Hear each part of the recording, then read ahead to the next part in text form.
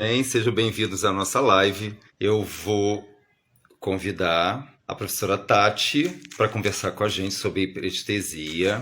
Espera lá. Doutora Tati. E agora? Vamos ver se o pessoal entra. Oi, amiga, tudo bem? Como é que você tá? Tudo bom? Vamos esperar Tudo aí o bem. pessoal entrar. Oi, gente, tudo bem? Eu já E aí, convidei ícone. Só estou conferindo que eu sou um imigrante digital. Isso significa que, às vezes, eu apanho da inteligência artificial um pouco. eu também apanho um pouco, menino. Por isso não esquece de salvar. Não, Oi, não vou esquecer, Viviane, não. aluna de Neuro, Silvi. E aí, gente? Boa noite. Boa noite. Cris. Acho que agora o professor Leandro entra. Deu certo? Você mandou, né? Você mandou no pessoal dele. Mandei, já aceitei o convite aqui. Oi, gente, tudo bem?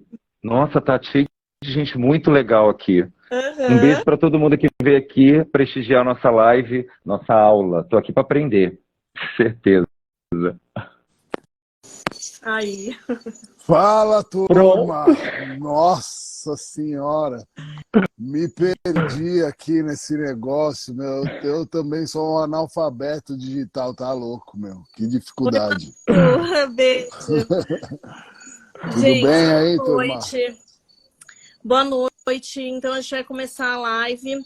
Eu, professor Romano, e como convidado o professor Carlos Gabriel, que é uma sumidade da medicina felina, né, Gabi? Ah, imagina, é uma honra estar aqui. É um prazer estar aqui com o Leandro. Prazer estar contigo, Tati. Tô bem feliz de estar aqui. Prazer é Ah, nosso, imagina. a gente também. E aí, a gente vai falar um pouco de hiperestesia felina. E aí, como que a gente começa, Gabi? Você começa falando, eu faço uma introdução, que é um tema que é Deixa, Ah, deixa eu atual, só, né? deixa eu Pode só falar. posicionar a turma aqui, onde é que a gente está, né? Primeiro eu gostaria de agradecer ao professor Carlos Gabriel, sensacional. A sua presença engrandece demais a nossa live, o nosso canal aí. É estranho eu falar canal, né? Porque a gente já tá velho, né, cara? Aí agora tem que ser canal. É. é Então, verdade. pois é, a Ícone ela já tem 20 anos, mais de 20 anos, e ela era focada na minha pessoa, assim, né? Eu resolvi que precisava dividir um pouco de toda essa expertise e conhecimento, né? E resolvi dividir para multiplicar. Então, a gente chamou a professora Tatiana para fazer parte. E então, a gente tem um grupo de mentoria onde a gente discute várias coisas e resolvemos, então, divulgar um pouco através de lives e convidados, né? Você, de fato, entra aí com uma cereja do nosso bolo. Agradeço demais o convite, o aceite do convite, né? Ainda mais falando desse tema tão complexo, né? Que envolve tantas especialidades, né? Neurologia, comportamento, dermatologia, até ortopedia, né? Então, vai cair como uma luva para a gente. Tem muita coisa que eu, de fato, não sei, vou aprender com você. Estou ansioso para aprender hoje. E aí, Isso é uma deixa então. pegadinha, porque eu achei que eu ia aprender também. Claro Tudo que vai bem, vamos, ser vamos, maravilhoso. vamos todos aprender, né? E vou deixar a Tati introduzir você, Gabriel, que ela tem conhece você há mais tempo, ninguém melhor do que ela para te colocar aí, e aí fica a batuta na sua mão. Então, gente, o Gabriel, meu amigo pessoal, maravilhoso, e eu sou muito fã, né? Antes de amizade, eu já era muito fã dele, e trabalha com gatos há muitos anos, né, Gabi? Professor de pós-graduação, trabalha na Fiocruz também, e trabalha muito com comportamento felino, então tem tudo a ver a doença que a gente escolheu falar com comportamento, né, Gabi?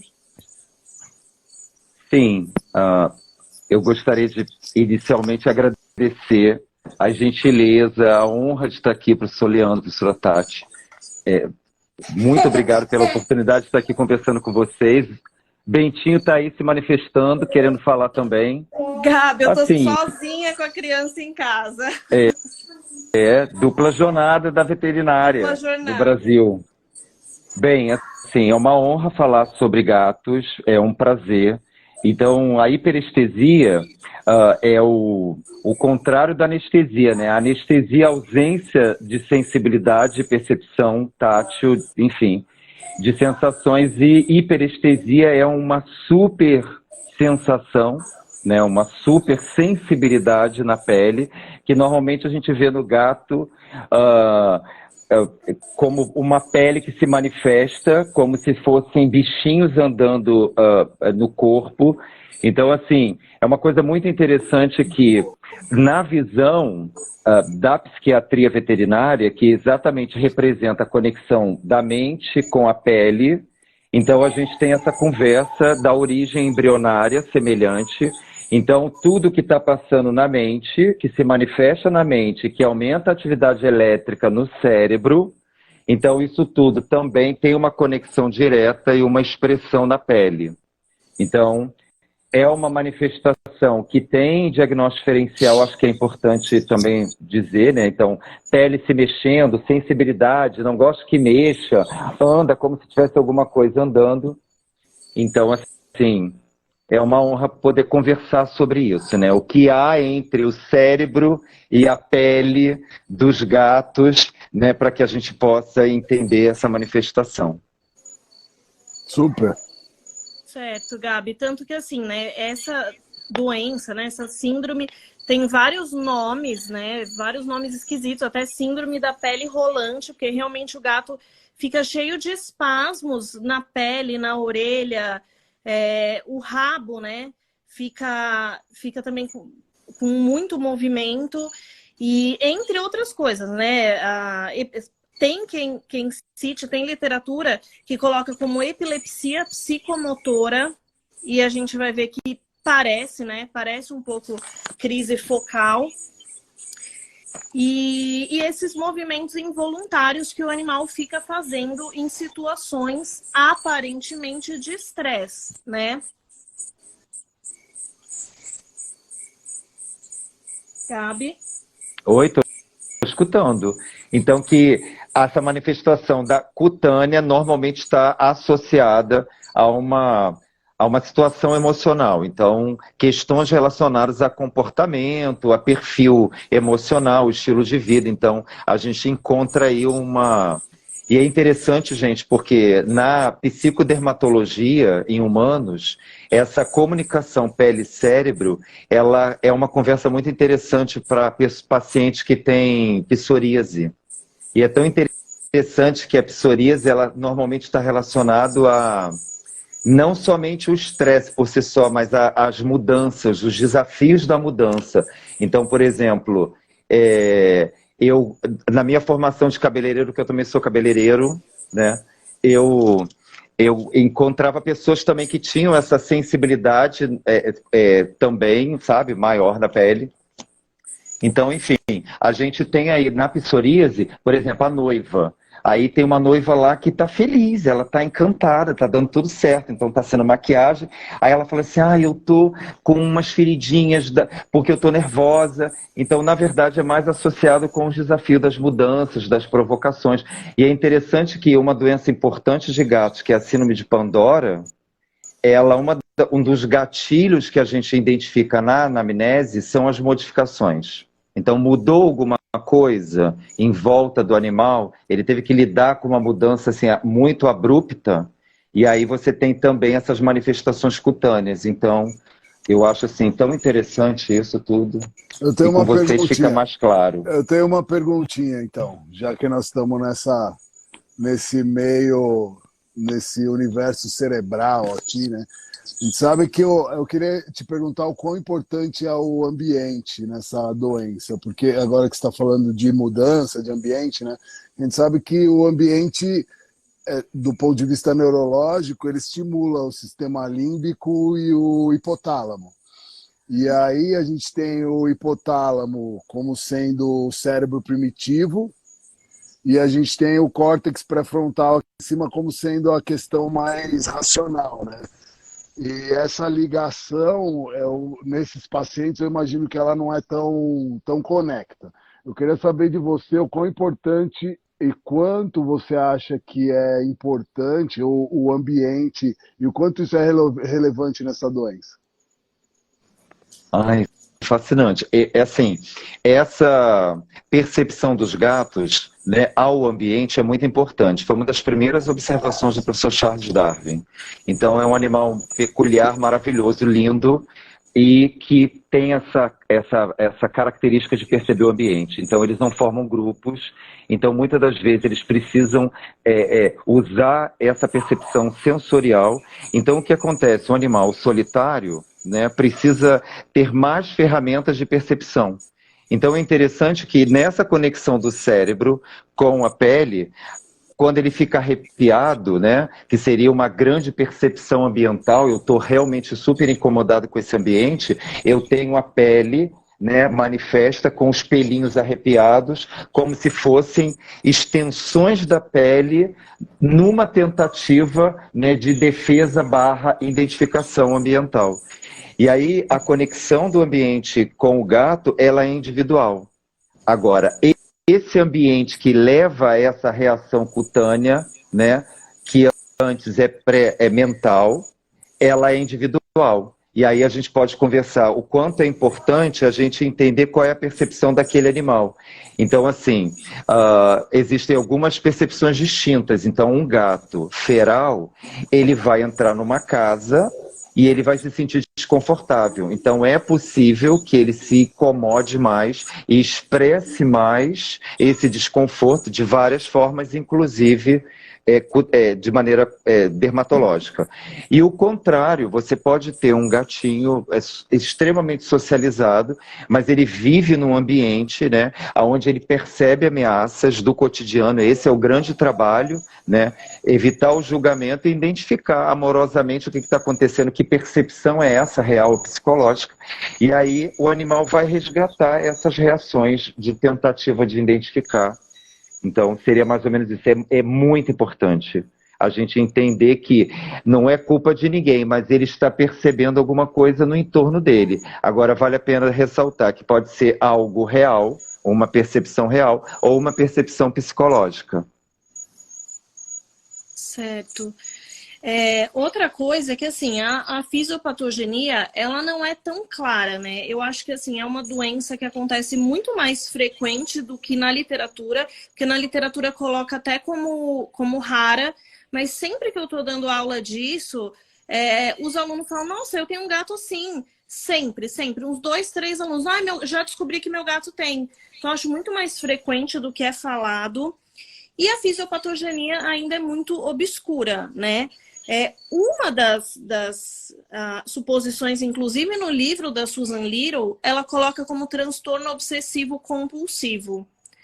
Parece, né, se a gente for pensar no transtorno obsessivo compulsivo no humano, que todo mundo tem alguma coisinha, parece, não é? Concorda? Sim. Todo mundo tem alguma coisinha. Todo mundo tem alguma coisinha. Tem uma coisinha. Com certeza, todo mundo tem uma coisinha. Mas todo mundo precisa de uma hiperestesia, né? Assim, ó, eu acho que o que é interessante é que a manifestação é estereotipada.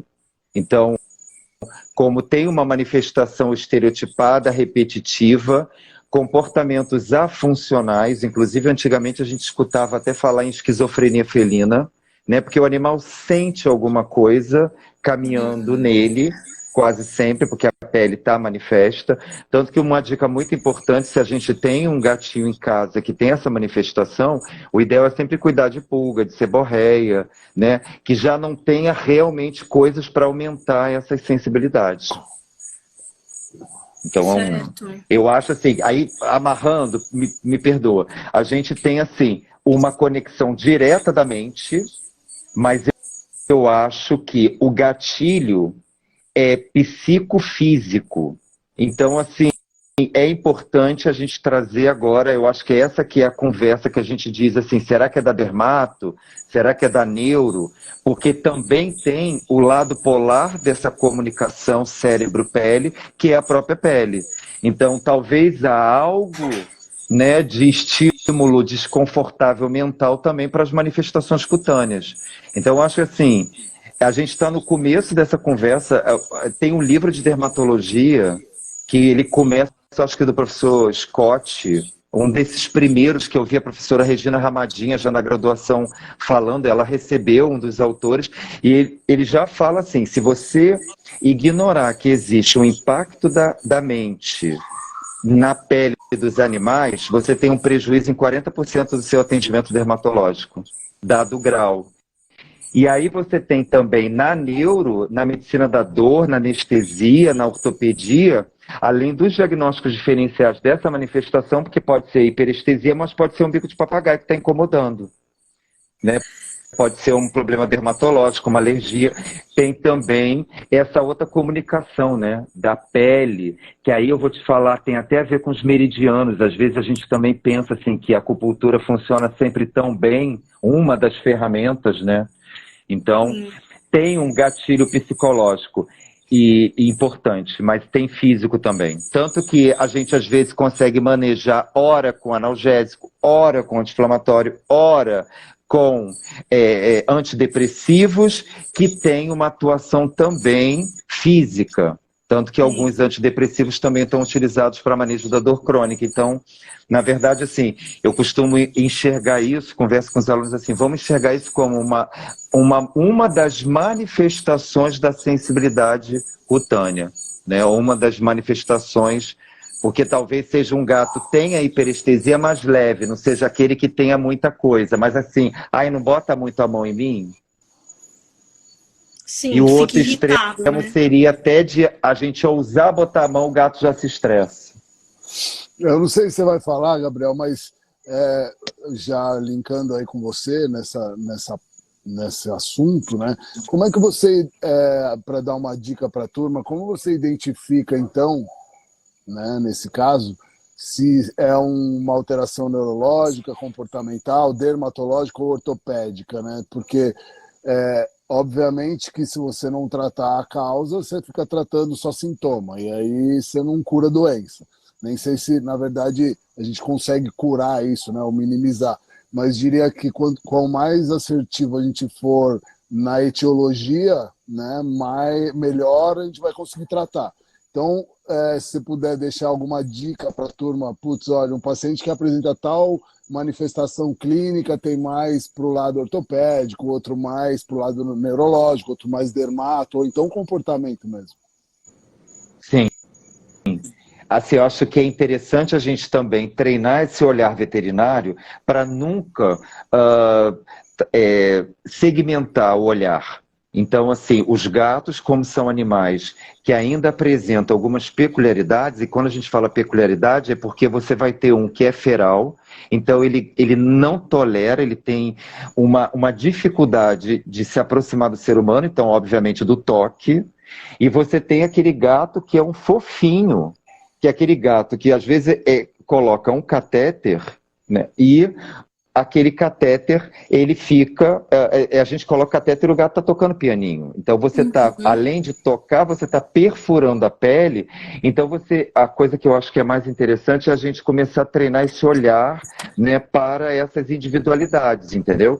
E aí, dentro da hiperestesia, a gente tem a mudança abrupta. Então, é um gatinho que gosta de carinho, gosta de cuidado, mas, eventualmente, ele tem uma crise de manifestação sintomática. Então ele corre como se tivessem bichinhos andando nas costas, ele começa a querer se lamber frequentemente, né? Então a coisa que é mais importante para deixar claro aqui para os colegas veterinários e para os tutores que eventualmente seguem, né, e os gateiros seguem fielmente, a gente tem primeiro o diagnóstico diferencial. Então antes de pensar que é isso e aquilo, é exatamente o clínico abraçar esse outro olhar. Então, assim, quantos anos tem? É muito jovem. Será que recentemente não aplicou uma vacina? É muito vovô. Então, será que não tem um pensamento? Né? Então, você tem uma manifestação ortopédica, neurológica. Então, uma manifestação. Será que não é uma manifestação da pele? Então, assim, a primeira dica importante, médica, é exatamente fazer o diagnóstico diferencial. Essas patologias muito peculiares, normalmente a gente tem um olhar que inicia-se pelo diagnóstico diferencial. Mas, de modo geral, é muito característico. Né? A gente costumo, inclusive, isso é muito importante, assim, que a gente está agora no advento, né, da telemedicina, dessas conversas, do que pode, o que não pode, o que ajuda e o que prejudica. A gente tem, às vezes, alguns vídeos que a gente mostra e as pessoas vão, às vezes, olha, sabe? Igual aquelas campanhas, por exemplo, tirem foto com flash dos seus filhos, caso vocês identifiquem alguma coisa diferente, procurem um oftalmologista, sabe? Essas coisas, essas educações continuadas que ajudam, que salvam vidas. Então a gente tem assim, vê o vídeo, pode ser. Então a gente procura o médico veterinário, que aí o veterinário vai começar já na conversa a identificar algumas fragilidades de acordo com o que ele está ali a olhar. É o trabalho do médico veterinário, né? Então, isso é a coisa mais importante, né? Porque a gente vai precisar, né, usar esse critério para dar certeza de algo que não tem um exame laboratorial específico. Então, quando a gente tem essas manifestações, né, muito peculiares, né, então a gente vai precisar fazer o diagnóstico diferencial. Tá. Teve uma pessoa que perguntou, Gabi, em relação à lambedura excessiva, à automutilação. Então, só para a gente fechar os sinais clínicos, então são essas fasciculações, esses espasmos da pele, agitação abrupta assim, da cauda, lambedura, aquele gato que lambe, e aí, né, lambe pata, lambe rabo. Teve um proprietário uma vez que chegou para mim com um gato com um fio de rabo. Ele falou que ele chegou em casa, o animal em crise, a parede chapiscada de sangue, teve que fazer caldec. Então, assim, o animal ele entra em crises que são, às vezes, né, muito pontuais. E ok, ele tem uma fasciculação cutânea ali de boa e não interfere, não prejudica a qualidade de vida. Agora, tem esses animais que entram numa crise de lambedura e automutilação, que o proprietário vai chegar, vai estar gato de um lado, rabo do outro. Então, aí, esses são os animais que a gente pensa em tratar, né? Então, de sinal clínico para a gente fechar, basicamente é isso. Né, essas lambeduras, essas fasciculações cutâneas. E uma veterinária aqui falou que a gata dela tem essas crises na hora de colocar a comida, então que não é constante. Então é isso, tem animais que pode estar relacionado com excitação, né, da hora de colocar a comida, e tem animais que têm uma crise diária, uma crise a cada semana, e tem animais que têm 10 crises diárias. Então, né, a gente tem que ponderar muito isso em relação a tratamento. 10 crises por dia afeta muito a qualidade de vida desse animal, né? Agora, uma crise por semana, ok. Então, de sinal clínico é isso. De diagnóstico diferencial. A pupila dilatada também. Midríase, né? Pupila dilatada. E assim, acho que a dica se assemelha com a ativação do sistema nervoso simpático. Sim. Então, um desconforto claro, né? Alguma coisa está acontecendo e algumas pessoas às vezes começam a perceber assim, você está no computador ali, classicamente eles estão fazendo companhia. Aqui eu estou acompanhando das minhas duas, das pessoas que eu pago o boleto, entendeu? Eles ficam aqui na proximidade. E aí o que acontece? A gente às vezes está aqui parado, o gatinho tem um pouco, porque o gatinho ele tem uma fratura, né? E que provavelmente tem uma sensibilidade, então ele é uma coisa assim que eventualmente acontece. Você está parado, então o clássico ele já começa a ficar esquisito. Os tutores já percebem já uma estranheza e às vezes passa por isso. E essa manifestação tão distinta é porque vai ser uma graduação de sensibilidade, talvez a gente possa enxergar dessa forma. Então você vai ter aquele que não gosta de que toque, vai ser aquele que a sensibilidade é tão importante que ele vai lamber e vai arrancar o pelo e às vezes vai continuar lambendo até trazer um prejuízo cutâneo, né? Agora, de um modo geral, eu percebo assim, quando é uma coisa mais destrutiva, nós temos de fato uma estereotipia importante ou uma manifestação física clara. Então nós temos de fato uma manifestação mais física do que etológica, vamos dizer assim. Então, e a agressividade, isso. Gabriel? A agressividade muitas das vezes redirecionada. Não chega a ser o que as pessoas imaginam, que é o animal ataca. Então, é uma dica muito importante, é não pôr a mão no gato, não manipular, não trazer, porque é justamente o contrário. Então, se está muito sensível, é não tocar, né? Apaga a luz, fala baixinho, desliga tudo, não chama atenção, não olha no olho, deixa ele se acalmar, entendeu? Então isso é muito importante trazer assim, que isso é uma coisa leve que vai acontecer no cotidiano, são sintomas de modificação comportamental importante naqueles que precisam ser pontuados para suspeita de raiva, que é o gato que fica subitamente agressivo. Exato. Né? É um animal que parece que está incomodado com alguma coisa. Tanto que no passado, provavelmente muitos gatos foram, né, condenados, foram agredidos na Idade Média, porque essa manifestação parecia que eles estavam percebendo algo no ambiente. E está percebendo alguma coisa esquisita, está vendo fantasma. Imagina isso na Idade Média. Claro. E o quanto você vê esse comportamento agressivo afetar, né, a qualidade de vida, não, mas a relação entre o tutor e o paciente a ponto de chegar ao extremo, né? De o cara não aguentar mais o gato. Ou não é tão comum? A primeira coisa é muito comum essa manifestação, muito comum, só que ela se apresenta de formas muito distintas.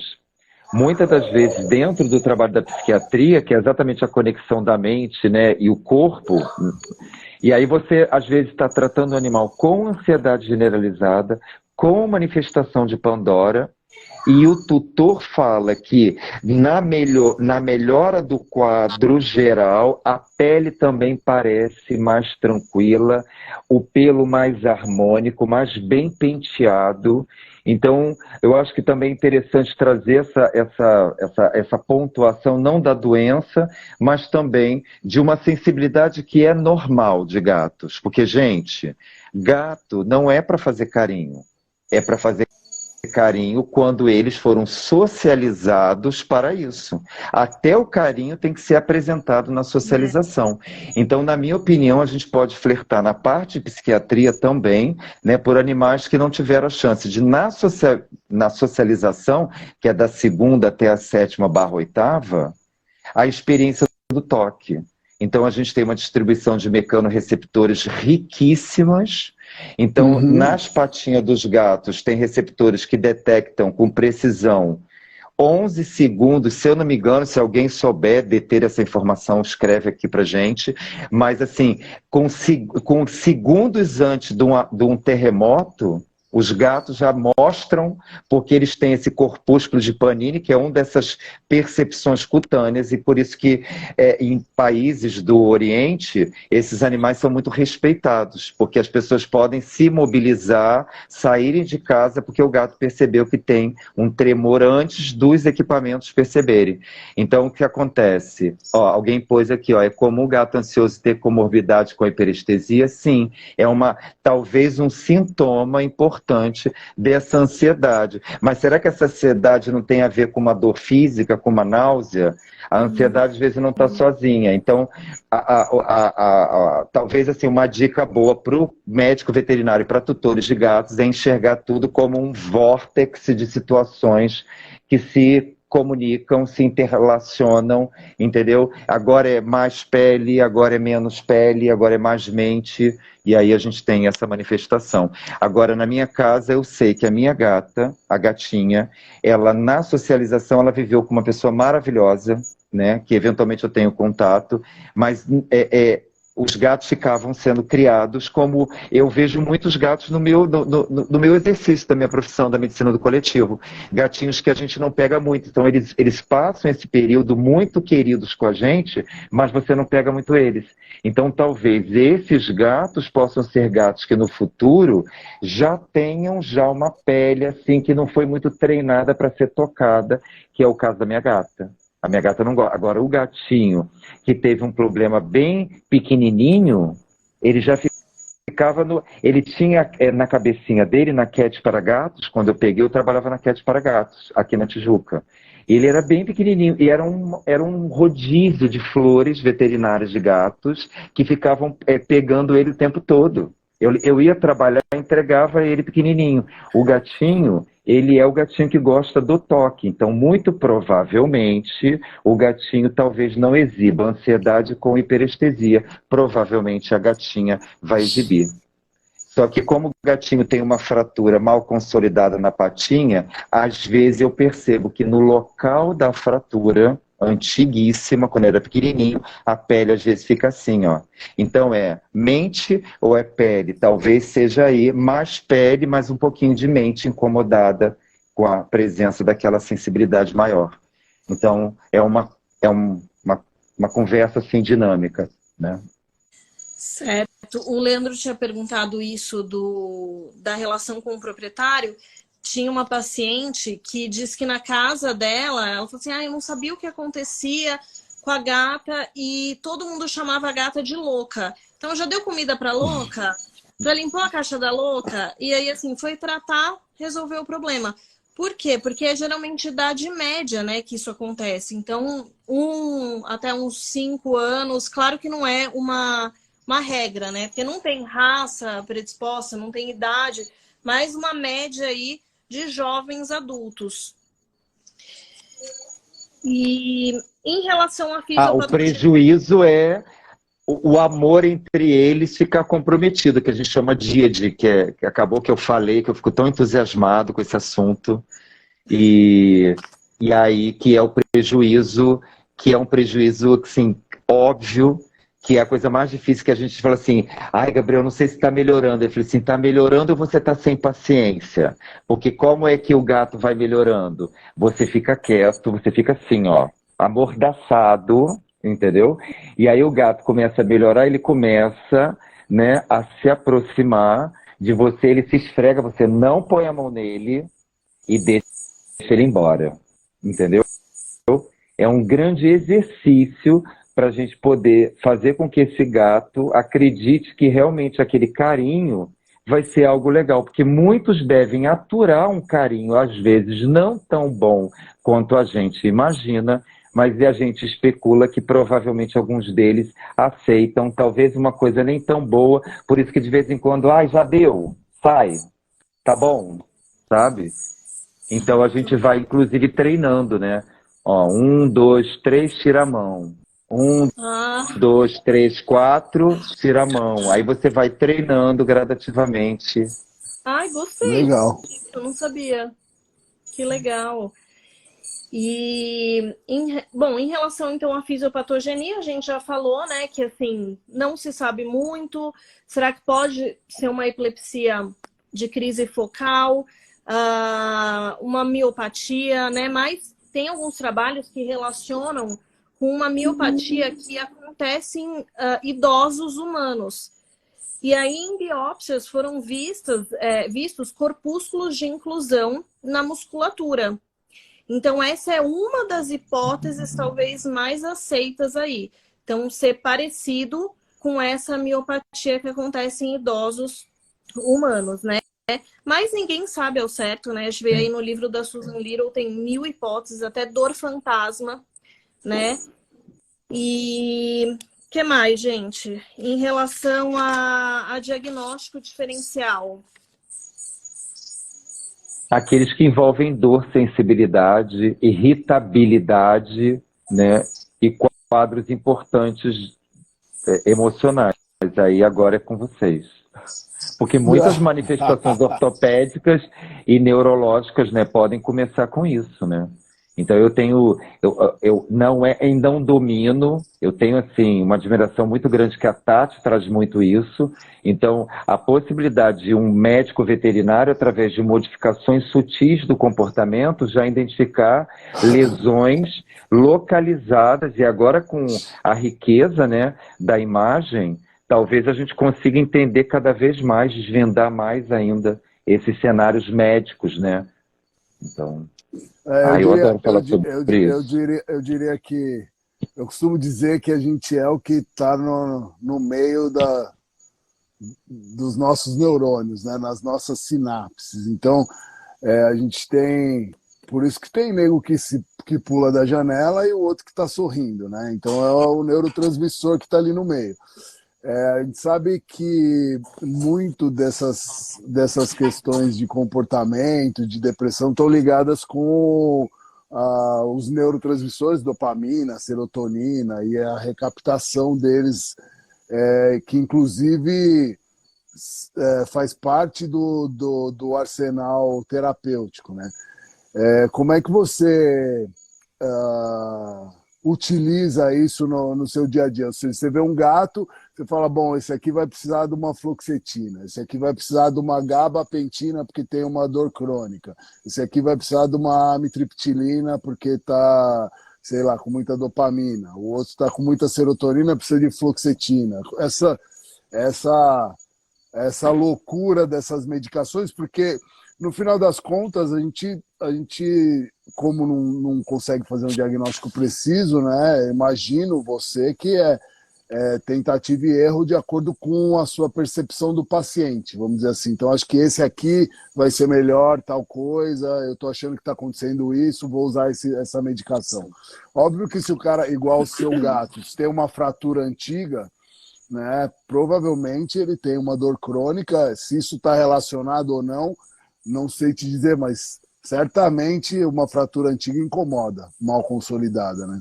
Eu até tinha uma pergunta aí dizendo uma fratura de pelve mal consolidada, ela pode causar desconforto? Claro que sim, né? Não só dor, quanto uma questão mecânica, né? De não passar fezes e urina e tudo isso, né? Eu acho que na hora da gente estabelecer uma estratégia médica, a gente primeiro tem que identificar o grau de sensibilidade. Muitas das vezes, dependendo do grau de sensibilidade, uma modificação ambiental talvez seja o suficiente. Então, a gente observa que muitos gatinhos com a manifestação, não como um problema, porque é importante que, inclusive, quando a gente vai conversar publicamente, muitas pessoas falam, meu gato tem, mas nunca foi no veterinário. Então, a gente fala assim, bom, vai no veterinário sim, não, houve uma conversa, então modifica o ambiente. Então, dependendo da manifestação, já melhora. Agora, a outra pergunta que eu me faço é, você está pensando em tratar a mente ou o corpo físico? Então, isso é uma coisa muito interessante, porque assim, quando você vai conversar sobre isso, você entende que na conexão da mente com a pele, você tem sim uma riqueza de neurotransmissão que é a comunicação do medo, da ansiedade, da lembrança. Então a comunicação, essas experiências percebidas e lembradas e vividas que se transformam na manifestação cutânea, né, é toda baseada em neurotransmissores, mas a gente vê no cotidiano que não existe uma classe específica para a manifestação, e sim para o paciente. Então, por exemplo, os animais que são muito reativos, que são muito, por exemplo, imediatistas, a gente costuma achar que eles têm uma experiência adrenérgica muito maior, dopaminérgica muito maior. Então, a gente tende a não flertar com medicamentos que vão inibir a recaptação justamente dessas experiências de neurotransmissão, e sim outras. Então, aí você vai ter um animal que você não deu medicamento para manifestação, você deu medicamento para conter aquela expressão emocional, e aí a pele se manifesta menos. Então, a gente vai fazer uma meta-análise na literatura, a gente acha bons resultados com todas as classes de antidepressivos. Então, o melhor medicamento, a melhor molécula, se é que a gente vai utilizar, porque eu tenho uma experiência muito bem sucedida, por exemplo, com a acupuntura e com a própria aplicação da etologia, das estratégias de enriquecimento, de identificação, né, de necessidades básicas do ambiente. Então, você já consegue a integralidade de outras possibilidades, né? Então, na verdade, o que a gente vai fazer? Melhorar a percepção daquele animal no ambiente. É isso. Então, como é que a gente faz? Não existe um remédio. Existe, por exemplo, o trabalho individual. Então, um animal. Hoje, uma coisa super interessante é que agora tem uma terminologia que ajuda muito. Então, tem os ferais, tem os sociais e tem aqueles também comunitários. Cada um tem uma percepção. Agora, tem os intermediários, que são gatos que não se enquadram em nenhuma característica. Ou seja, será que a gente não vai ver muito mais hiperestesia nesses gatos intermediários, porque eles têm uma percepção, que foi a primeira pergunta, do ambiente mais equivocada, mais atrapalhada, porque ele não se enquadra, né? Porque ele não foi preparado para aquele ambiente? Por exemplo, um gato que era para viver na rua, vive em casa, o gato que vive em casa está abandonado na rua. Enfim, são ajustes individuais. É que eu tenho medo da molécula. A molécula sempre é imutável, o que muda sempre é o paciente. Bacana. Então seria isso. Gente, assim, a minha opinião, tá, em relação ao que usar para cada paciente, por exemplo, porque além desses, né, inibidores de recaptação, que vão jogar, aí tem várias classes, serotonina na fenda, então só lembrar, né, que o neurotransmissor que é mais envolvido aparentemente é a serotonina, que é o neurotransmissor do prazer, do bem-estar, e a gente pode usar essa classe de medicação como a gente pode usar convulsivante, que dá certo também, o que ainda deixa a gente mais assim com a etiologia da doença, né? E pode, de repente, uma epilepsia focal, porque responde muito bem. Então, graças a Deus, é uma doença que tem prognóstico muito favorável, né? Responde muito bem a tratamento. Mas a minha opinião, tá? Pensando assim, antidepressivo tricíclico, que é um caos fazer o desmame, muitos problemas, assim, para tudo, para Pandora, enfim, na hora de fazer o desmame, o proprietário quase que vira e fala, pelo amor de Deus, deixa pro resto da vida. Porque o animal sente muito a abstinência, é o que eu vejo, né? E, por exemplo, num caso mais gordinho, por que eu entraria com fenobarbital, que já vai engordar mais o gato, que vai fazer polifagia? Então, por que não entrar com uma fluoxetina, que estimula o gato, que emagrece, né? Então, eu meio que pondero por aí. Se, por exemplo, o fenobarbital, a gente teria que usar a cada 12. Fluoxetina, né? A gente usa a cada 24. A mitriptilina também. Então, assim, tem alguma questão de ter que fazer a medicação. É muito difícil manusear esse gato. Vamos escolher uma medicação que seja a cada 24, né? Interessante isso, que Isso é muito interessante, porque assim, é só um detalhe, tem os efeitos colaterais do tricíclico. E aí você pode ter também, assim, só não amarrar a classe dos inibidores seletivos é maravilhosa. Inclusive, a gente tem que resgatar também a utilização, se a gente está falando de medicação, da paroxetina, que é uma medicação que tem pouco metabólito, é interessante. Mas quando a gente diz que não dá para dizer um nome específico, é que um gatinho, por exemplo, muito inseguro, muito particularmente inseguro, com algumas características que a gente, sintomáticas do trabalho, do comportamento, da etologia, talvez ele possa se beneficiar como, por exemplo, do trabalho da MedVep recentemente, quando a gente participou agora, né, no ano passado, tinha um banner de um grupo de trabalho de uma universidade, foi um TCC, que teve um resultado muito interessante com a mitriptilina, que inclusive a gente encontra na literatura, né, já, né, um certo desconforto da literatura em relação por conta dos efeitos deletérios. Temos outras, a clomipramina, também é uma experiência de outra classe, mas assim, a diferença da classe é interessante também porque ela pode ser usada sob o ponto de vista psiquiátrico. Agora, se é fenobarbital e gabapentina, às vezes eu tenho uma sensação que a gente, na nossa narrativa, está precisando ir mais para o corpo físico do que para o corpo psicológico. Então, eu acho que nós nos encontramos exatamente porque todos nós três aqui dentro temos bons resultados com as nossas terapias nas nossas especialidades. Então, isso mostra que é para todo mundo, porque vai ter sistemas que vão estar individualmente afetados. A ortopedia, a neuro e a mente. Poderia ter um dermato aqui também, que aí ia ficar fechado. Isso é perfeito. Pois é, engraçado que isso eu acho fascinante ao mesmo tempo que me incomoda um pouco, porque quando a gente trata uma doença e existem várias possibilidades de tratamento e todas funcionam, meio que a gente não sabe qual é a etiologia, né? Não sabe qual é a causa, então a gente tem muita coisa. Eu como sou um cara racional, me incomoda isso. E ouvindo você, lógico, né? Eu sou alopata, gosto logo de dar uma paulada e já resolver, né? Já tiro da frente. E ouvindo você, me convenci de fato que é muito melhor você, então, não tratar no primeiro momento, né? Enriquecer o ambiente, enriquecer essa relação entre o paciente e, obviamente, que para o veterinário que tem um paciente, ele vai ter que se relacionar muito mais com esse cliente, né? Então, por um lado é bom que esse cara vai ficar fiel a você, vai voltar para a clínica sempre, mas demora mais tempo, né? Então o cara vai viver com essa condição durante mais tempo e ao mesmo tempo que quando você dá uma medicação que você age logo no neurônio, né? Diminuindo a dopamina, por exemplo, que diminui a dopamina, diminui o comportamento compulsivo. Deixar a serotonina lá na fenda sináptica deixa o bicho inibir a recaptação, deixa o bicho mais feliz.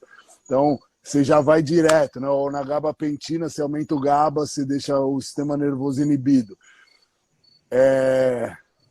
Para mim, é mais fácil fazer isso, né? Então, estou pondo um meia-culpa aqui, né?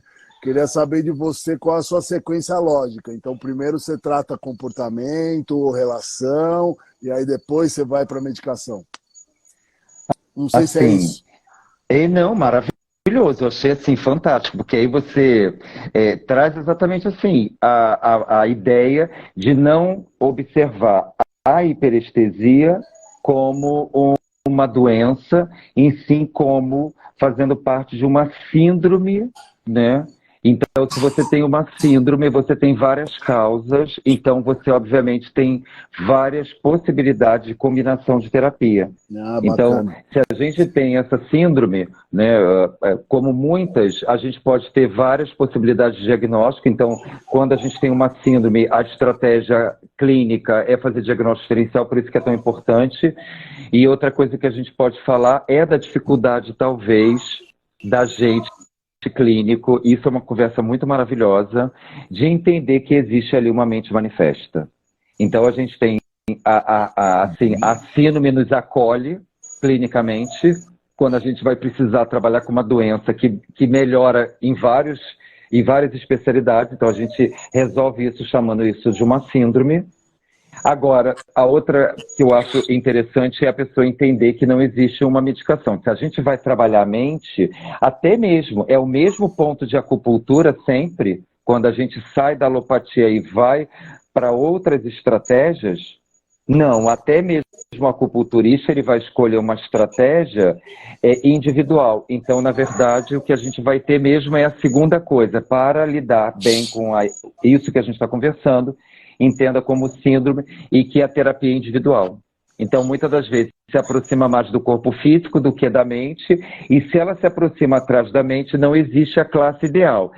A gente entende que na rotina, na escolha mais imediata, os inibidores seletivos, eles são muito mais confortáveis, até porque nós temos drogas mais seguras com mais trabalhos relacionados.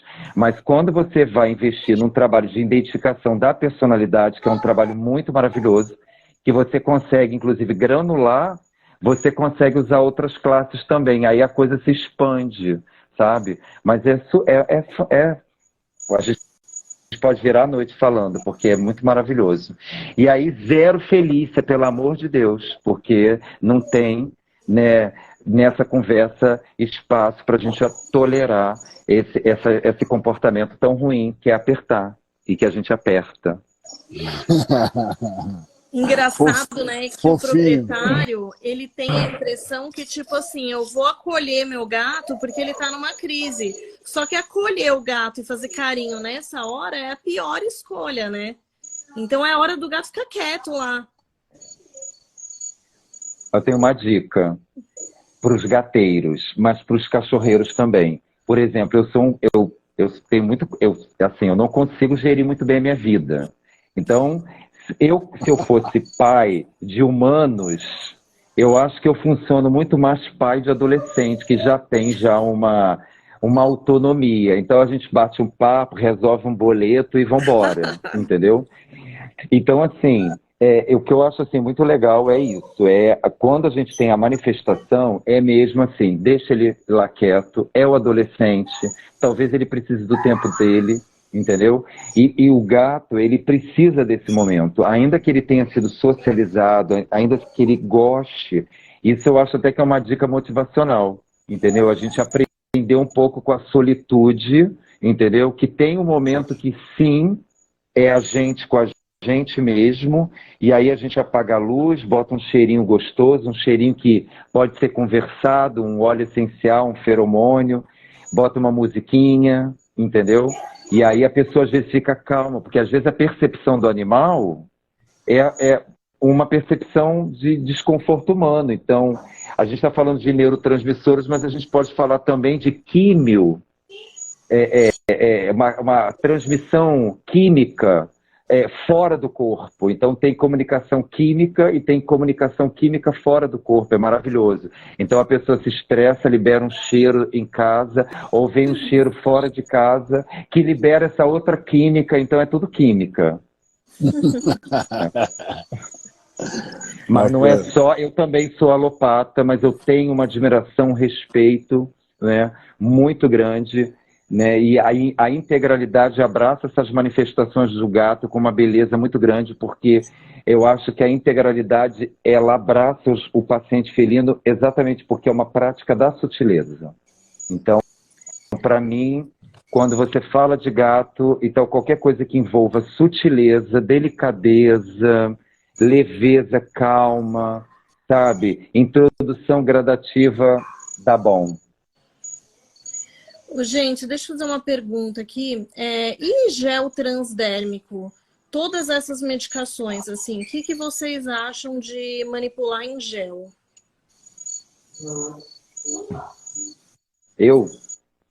Os dois. Eu imagino. Pra Eu gato, tenho acho ruim. uma boa experiência. Na verdade, vou melhorar. Eu tenho uma experiência gato. Funciona para um, não funciona para outros. Tá. Tem que deixar bem claro que na literatura norte-americana existe uma literatura que sugere que não existe uma boa absorção, mas aqui no Brasil a gente tem uma discussão interessante que alguns farmacêuticos e médicos veterinários de farmácias de manipulação já se manifestaram publicamente, então tem isso. E aí eu acho assim que também tem a questão do clima. Então assim, e tem um relato assim, eu tenho uma boa experiência. Então se o animal, né, ele está ali com aquela manifestação, eu não tenho uma boa experiência, às vezes que o volume é muito grande, ou às vezes o animal se incomoda. A resposta é, como é que é o gato? E sabe quem vai dizer isso? Vou dizer porque acabou de aparecer aqui, ó, uma mãe de gatos maravilhosa, que eu queria mandar um beijo para ela e para a filha dela maravilhosa, que é a Shakira, né? Ó, uns aceitam, outros não, exato. Ó, eu te amo, Marcinha, de estar aqui na educação continuada com os médicos veterinários, sabe? Então, nunca faz nada, acompanha tudo e sempre respeita o trabalho da gente. Ó, mãe de gato. Tá aqui. Bacana, Então, bacana, super. É isso. não tem, não tem.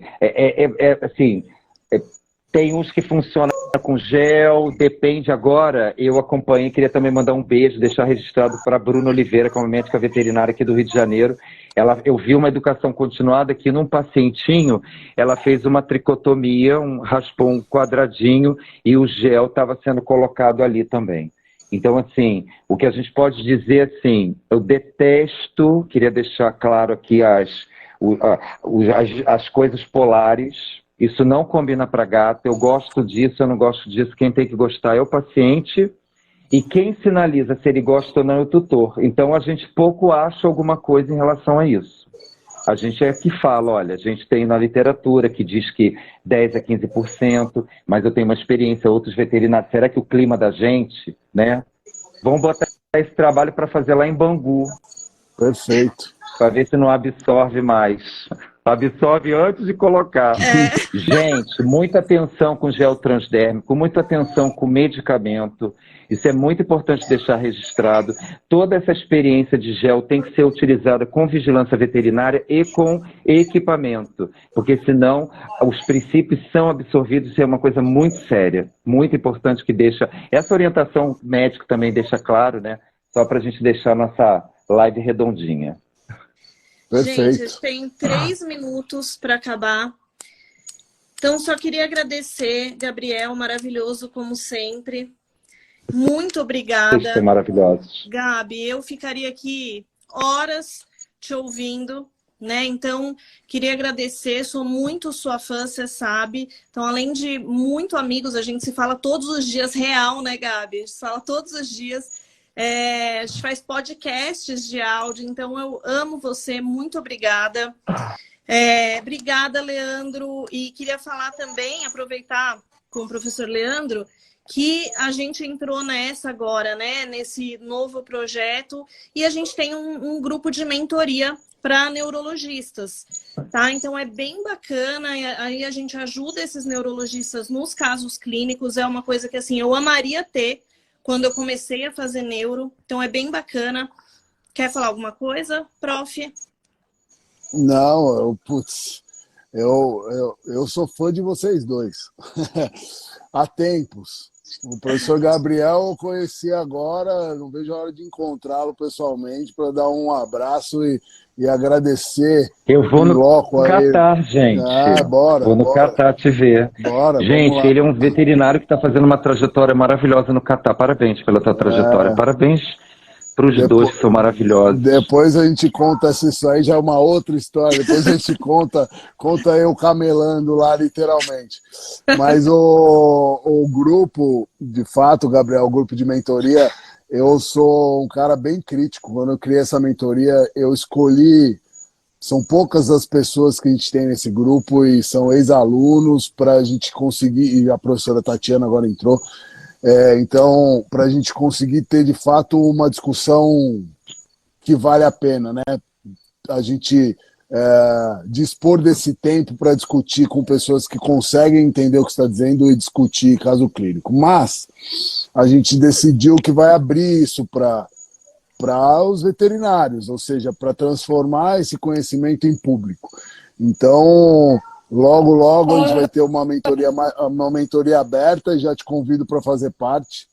E a gente, vamos ver o que vai dar agora nesse mundo digital, né? É isso aí. Então tá. Eu nem sei o que dizer, olha, um abraço para vocês, queria deixar também um convite, né, dizer que o trabalho de vocês da ícone Ortopedia, Neurologia, sigam, que tem um conteúdo maravilhoso, né? E queria convidar todo mundo para o CBA, o encontro, o grande encontro dos médicos veterinários da Associação Brasileira de Clínicos de Pequenos Animais, que vai acontecer em maio, em Fortaleza, uma reunião de médicos veterinários amigos, né? Bacana. E deixar um beijo para vocês e obrigado pelo convite, um agradecimento, um beijo para meus clientes, tutores, pais de gatos que estão aqui, ó, vi vários. Legal.